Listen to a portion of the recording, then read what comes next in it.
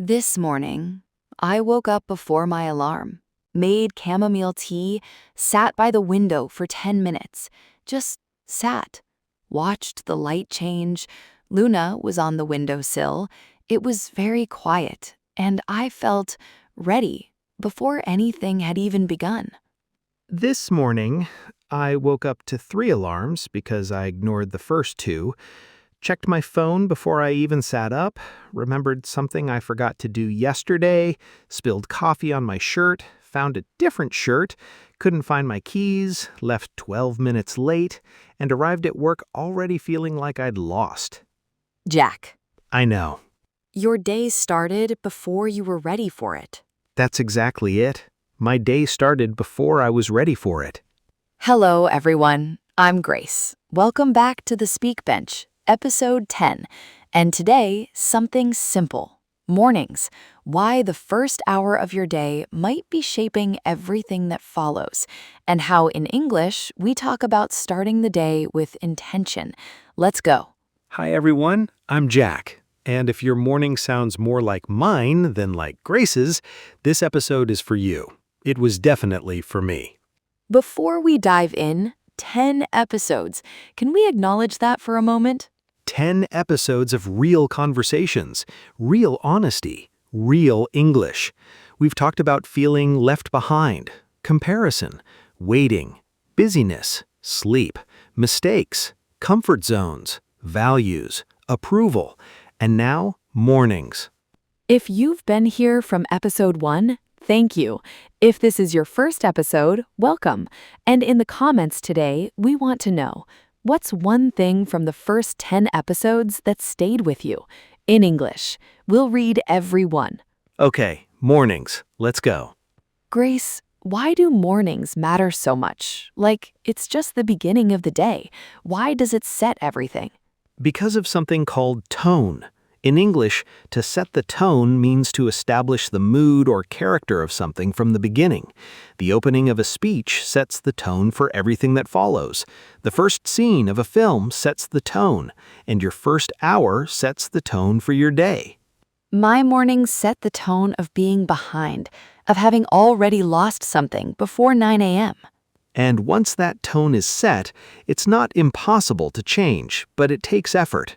Whereas a calm morning sets a tone of readiness, of being ahead of yourself rather than behind. Ahead of yourself. To be ahead of yourself, to feel like you're prepared, that you have space to think, that you're not reacting to everything. The opposite of behind, which is what happens when the day starts before you've had a chance to gather yourself. Every morning, I feel behind, from the moment the first alarm goes off. And that feeling behind, it doesn't come from the alarm, it comes from how you respond to the alarm and what you do in the minutes that follow. Two very different ways to begin a morning. In English, ease into the day. To ease into something means to enter it gently, gradually, without force or rush, like lowering yourself into warm water instead of jumping into cold. Grace eases into her day. Tea, silence, light. And the opposite, rush into the day. To rush means to move or act with urgency and haste. When you rush into your day, you're immediately reactive, responding to alarms, notifications, obligations before you've even checked in with yourself. I rush into my day every single morning, and then I spend the rest of the day trying to catch up. Catch up to reach the same point as someone or something after falling behind. When you rush your morning, you spend the whole day playing catch-up because you started behind. So a 10-minute quiet morning might actually save me 2 hours of catching up during the day. That's not guaranteed, but many people who change their mornings report exactly that. Not that they do more in the morning, but that the day feels more manageable, more in their control. Jack, tell me honestly, what does your morning actually look like from the first alarm? Okay, first alarm, 6:45. I snooze it. Second alarm, 6:55. I snooze it. Third alarm, 7:05. I feel guilty about the previous 2 alarms, so I get up, but I get up already slightly annoyed at myself. I'm listening. Continuing, then I pick up my phone because it's right there, and I check messages, emails, sometimes the news, and within 5 minutes, I'm already thinking about problems I hadn't thought about when I went to sleep. You import the world's problems before you've had a chance to be yourself. I import the world's problems before I've had a chance to be myself. Pause. In English, there's a phrase, you can't pour from an empty cup, meaning you can't give to others, to your work, to your day, what you haven't first given yourself. A morning where you immediately start consuming news, notifications, other people's needs is a morning where you pour before you filled the cup. I pour before I fill the cup every morning. And then you spend the day running on low and wondering why you feel drained by 3 o'clock. Every single day at 3 o'clock. Morning rituals. Curious, what's the difference between a morning routine and a morning ritual? Great distinction. A routine is a regular sequence of actions, habitual, functional. A ritual is something more intentional, something you do with awareness and meaning, not just going through the motions, but being present in each step. Making coffee every morning is a routine. Making coffee slowly, noticing the smell, the warmth, the quiet, that's a ritual. Exactly. Same action, completely different quality of attention. And the ritual version actually fills you up. The routine version just gets the coffee made. So the question isn't what do I do in the morning, it's how present am I while I'm doing it? Yes. And in English, mindful means paying full attention to the present moment with awareness and without judgment. A mindful morning is one where you're actually there, not mentally already in your inbox, your meetings, your list of problems. I am never mindful in the morning. I'm always already somewhere else. Most people are, because the phone is right there, and the phone is a portal to everywhere except where you actually are. Teaching. There's a phrase in English, win the morning, win the day. It means if you can have a good first hour, intentional, calm, present, the rest of the day tends to follow that lead. And lose the morning? Gently. Lose the morning, feel behind all day. It's not a guarantee either way, but the tone you set in that first hour is incredibly sticky. It tends to persist. Sticky. Teaching. Sticky in this context means it stays. It clings to the rest of the day. A positive morning energy is sticky. So is a negative one, which is why what you do first, before the world gets to you, matters so much. Before the world gets to you. I like that. My mornings are the world getting to me before I've gotten to myself. And the solution isn't a perfect 5-step morning routine, it's just 10 minutes. Before the world, for yourself. Listeners, if today's episode is giving you something, please like and subscribe to The Speak Bench. We're 10 episodes in and we're just getting started. 3 steps to a quieter morning. Go.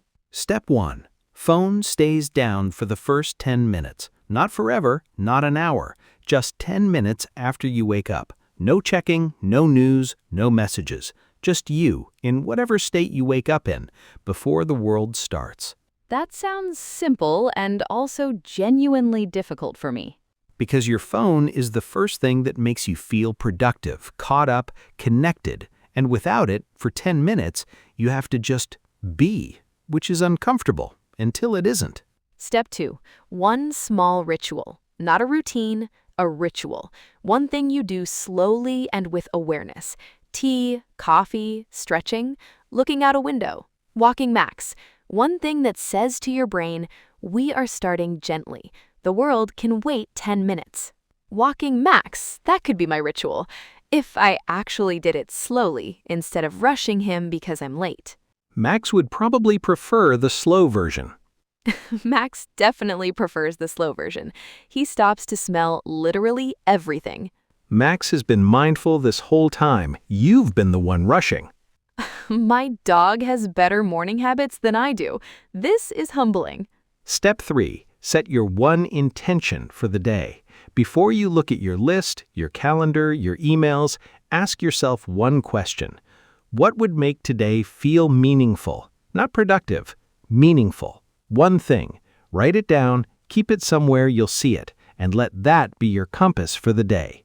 Today would feel meaningful if I had one real conversation, one where something genuine was said. And look, you're already having it. Vocabulary practice. Key phrases from today. Set the tone. My morning sets the tone for everything that follows, which means I need to change my morning. Ease into the day. Starting tomorrow, I'm going to ease into the day.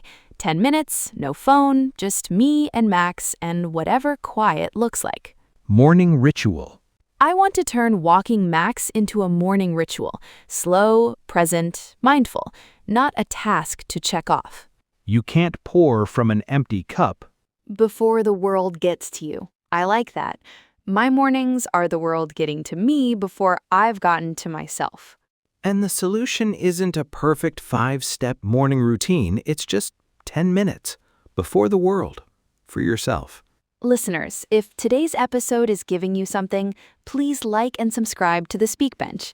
We're 10 episodes in and we're just getting started. 3 steps to a quieter morning. Go. Step 1. Phone stays down for the first 10 minutes. Not forever, not an hour, just 10 minutes after you wake up. No checking, no news, no messages. Just you, in whatever state you wake up in, before the world starts. That sounds simple and also genuinely difficult for me. Because your phone is the first thing that makes you feel productive, caught up, connected, and without it, for 10 minutes, you have to just be, which is uncomfortable until it isn't. Step 2. One small ritual. Not a routine, a ritual. One thing you do slowly and with awareness. Tea, coffee, stretching, looking out a window, walking Max. One thing that says to your brain, we are starting gently. The world can wait 10 minutes. Walking Max, that could be my ritual, if I actually did it slowly instead of rushing him because I'm late. Max would probably prefer the slow version. Max definitely prefers the slow version. He stops to smell literally everything. Max has been mindful this whole time. You've been the one rushing.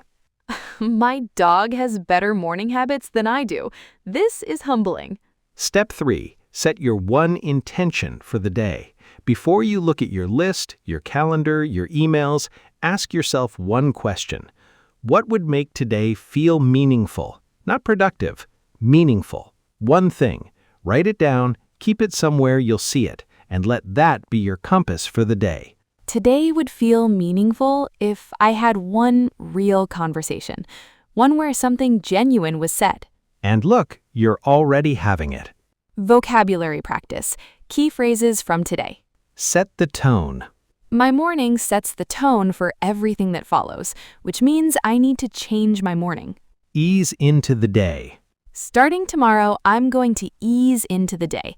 10 minutes, no phone, just me and Max and whatever quiet looks like. Morning ritual. I want to turn walking Max into a morning ritual. Slow, present, mindful, not a task to check off. You can't pour from an empty cup. I've been pouring from an empty cup for years. No wonder I feel drained by afternoon. Win the morning. Win the morning, not by doing more, by starting better. 10 minutes of quiet can win the morning. Mindful. I want to be more mindful in my mornings. Actually there, not already somewhere else. Actually there, not already somewhere else. Remember that one. 10 episodes. What's one thing that's actually changed for you since episode 1? I think I'm more honest with myself about what's actually happening. Before these conversations, I would have said my mornings were fine, my evenings were fine, everything was fine. And I was lying, not to you, to myself. Now I notice more, and naming things honestly is the first step to changing them. That's everything. That's the whole point of this series. If you've been here from the start, what's one thing that stayed with you? Write it in the comments. In English, we read every single one, and it would mean a lot to us, genuinely, to know what these conversations